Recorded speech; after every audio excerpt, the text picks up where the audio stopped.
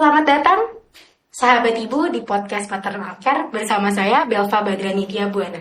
Tapi kali ini saya tidak sendiri, kali ini saya sudah kedatangan tamu, Dr. Desi Irawati PhD, pakar gizi yang juga merupakan dosen Fakultas Kedokteran Universitas Mataram. Selamat siang, dokter. Selamat siang, Dek. Kabar sehat, dok? Sehat-sehat.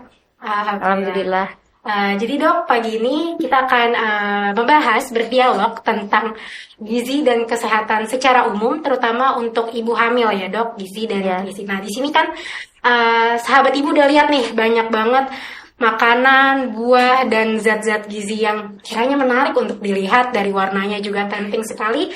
Langsung aja nih dok, kita masuk ke pertanyaan pertama.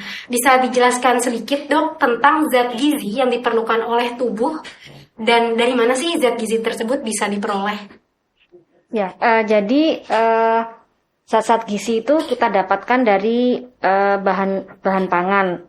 Nah, zat-zat gizi yang dibutuhkan oleh tubuh itu termasuk karbohidrat, protein, kemudian lemak, kemudian ada juga vitamin dan juga zat-zat gizi mikro mineral. Nah, zat-zat gizi tersebut itu terdapat di dalam bahan pangan yang bisa dikelompokkan ke dalam makanan pokok, kemudian lauk pauk, kemudian sayur, dan juga buah-buahan serta minuman. Baik dok.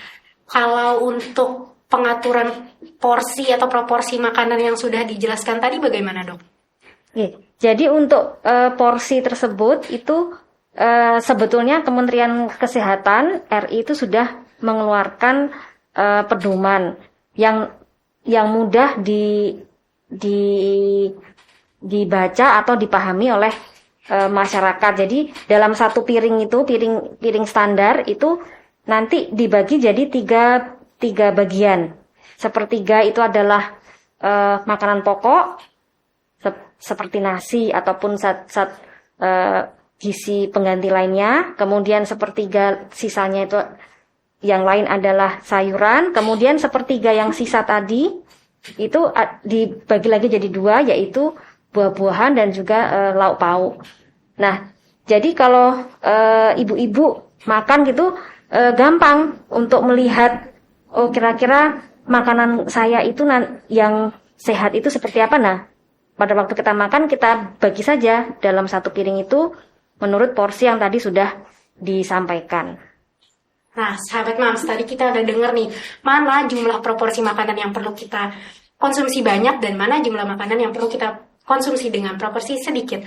Dok, berikutnya nih, kalau dari warna makanan, bisa nggak sih kita melihat zat gizi yang terkandung di dalamnya hanya dari warna makanannya, dok?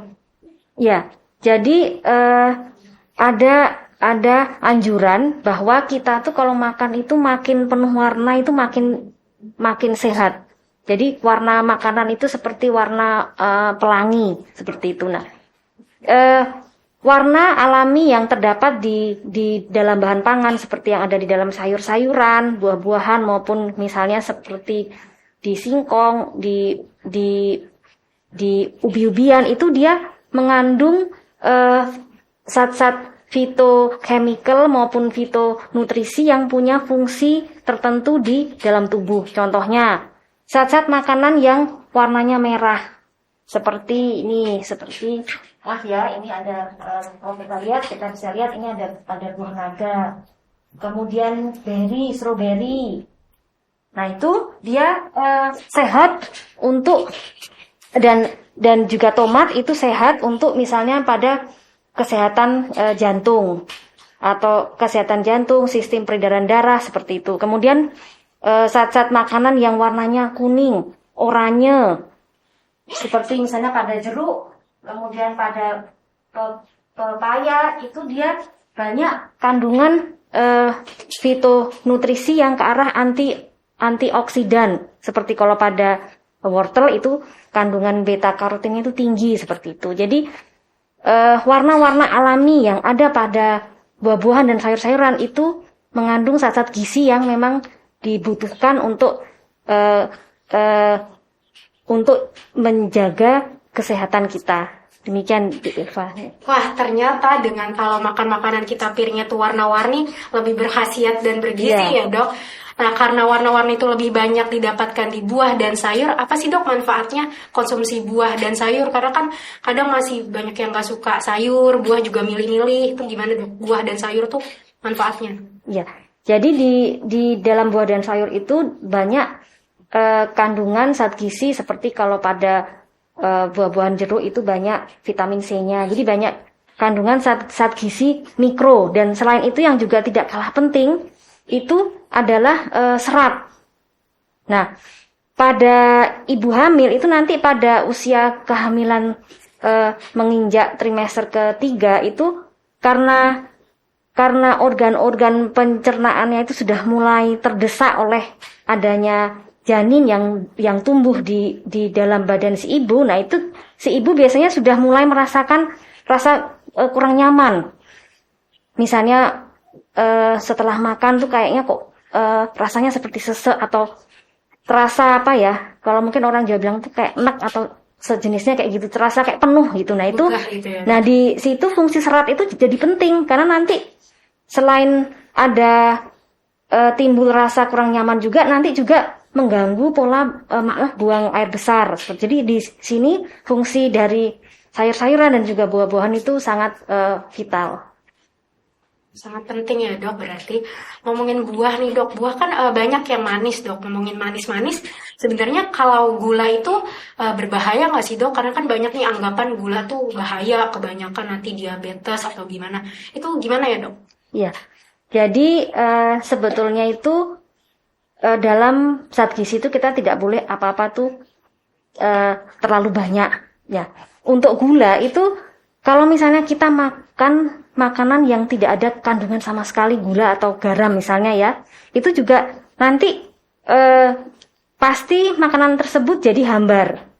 Nah, kalau hambar dampaknya adalah kita nafsu makan kita akan turun sehingga asupan zat gizi yang masuk ke dalam tubuh kita jadi berkurang. Nah, terkait dengan gula itu kalau menurut aturannya itu dia maksimal sekitar 10% dari kebutuhan energi yang dibutuhkan oleh seorang individu itu maksimal itu berasal dari gula. Nah, gula yang sering kita konsumsi itu kan gula pasir ya, itu gula sukrosa. Nah, di dalam buah-buahan itu juga terdapat gula, dia gula alami yang terdapat pada buah-buahan seperti fruktosa seperti itu. Nah, kalau menurut anjuran dari Kementerian Kesehatan itu dalam mengkonsumsi gula itu memang kita tidak boleh banyak-banyak seperti itu, tapi juga tidak sama sekali seperti itu karena kebutuhan energi untuk tubuh terutama pada ibu hamil kan terjadi banyak sekali proses-proses untuk perkembangan janin, kemudian untuk kesehatan si ibu itu sendiri. Nah, itu gula itu juga dibutuhkan, tapi memang jumlahnya tidak boleh melebihi dari 10% dari kebutuhan energi si ibu tersebut. Oke Mams, jadi gula itu tetap dibutuhkan tapi harus sesuai porsinya ya dok ya. Berikutnya nih dok, kalau udah tadi ngomongin gula, kalau lemak, kan suka kita dengar lemak baik dan lemak jahat. Itu bisa tolong dijelaskan sedikit dok, lemak baik, lemak jahat. Oh ya, jadi mungkin yang dimaksud oleh Dek Belva tuh kayak asam lemak jenuh gitu ya. Iya dok. Lemak jenuh, kemudian lemak trans ya memang dalam minyak goreng yang sering kita konsumsi ya kan, kita tuh kalau makan kan kalau tidak digoreng itu kadang-kadang juga kurang nendang gitu ya. Gorengan itu memang juga meningkatkan nafsu makan kita. Nah, lemak itu sebetulnya tidak ada istilah lemak jahat dan lemak baik, tapi yang ada itu masing-masing itu punya fungsinya masing-masing gitu. Nah, karena lemak itu juga kita tidak bisa sama sekali kita tidak mengkonsumsi karena lemak itu sesuai fungsinya, lemak itu bisa berfungsi untuk sumber energi dibandingkan karbohidrat. Lemak itu per gramnya dia hampir 2 kalinya dari energi yang dihasilkan dari karbohidrat. Kemudian selain itu juga lemak itu dia untuk karier dari vitamin-vitamin yang larut lemak. Jadi kalau misalnya kita mengurangi sama sekali konsumsi lemak kita, itu yang kita kurangi juga tidak hanya lemaknya, tapi juga vitamin-vitamin yang dia untuk bisa masuk ke dalam tubuh dan dimanfaatkan oleh tubuh itu juga akan berkurang karena dia tidak bisa masuk ke dalam sistem yang ada di tubuh kita. Nah, lemak yang mungkin harus kita hati-hati itu adalah lemak trans. Nah, mungkin ibu-ibu sering dengar nih lemak trans. Nah, lemak trans itu dia dihasilkan dari misalnya minyak yang digoreng atau mengalami hidroksilasi tapi yang tidak sempurna seperti itu. Nah, itu rentan untuk timbulnya lemak trans. Nah, lemak trans ini bahayanya adalah dia bisa bersifat sebagai oksidan. Jadi lemak trans itu dia nanti karena namanya trans, jadi dia ada posisi atom itu tertentu yang dia tidak stabil pada lemak trans itu. Nah, itu kalau kita sering mengkonsumsi lemak trans itu secara terus-menerus tanpa kita sadari, itu nanti potensi untuk terjadinya paparan oksidan yang ada di dalam tubuh kita tuh jadi meningkat seperti itu. Baik, Dok. Karena anggapan gula dan lemak tadi yang tidak begitu baik, sedangkan peran protein dan fiber itu baik, apakah bisa gitu, Dok, sebagai manusia itu hanya mengkonsumsi makanan yang tinggi protein dan fiber, cuman rendah gula dan lemak?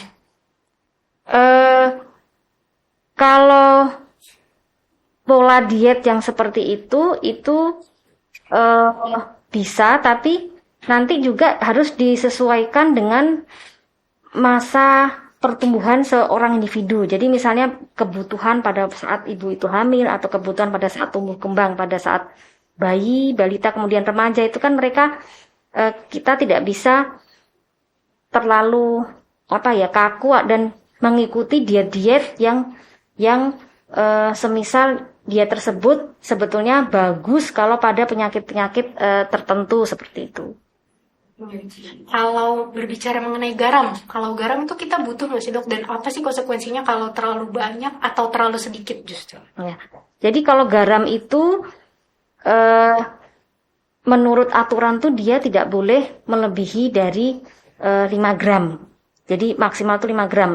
Nah, pada individu-individu yang punya penyakit seperti peningkatan tekanan darah, hipertensi seperti itu dianjurkan untuk di bawah 2 gram garam itu. Dan di sini garam itu kita kadang-kadang kita tidak terasa. Jadi misalnya saya kok kayaknya saya makan garamnya sedikit, tapi ternyata kalau kita melihat misalnya pada waktu kita masak sayur tanpa kita sadari mungkin 1 sendok, kemudian nanti ditambah lagi pada waktu makan siang, makan malam kita masak tambah lagi. Jadi yang garam ini memang harus bijaksana dalam mengkonsumsinya. Nah, terutama juga pada ibu hamil itu kalau mengkonsumsi garam dengan jumlah yang tinggi gitu, kemudian itu berlangsung terus-menerus. Jadi sebelum hamil pun dia sudah mengkonsumsi garam tinggi, kemudian itu berlangsung selama bertahun-tahun, kemudian pada saat dia hamil tidak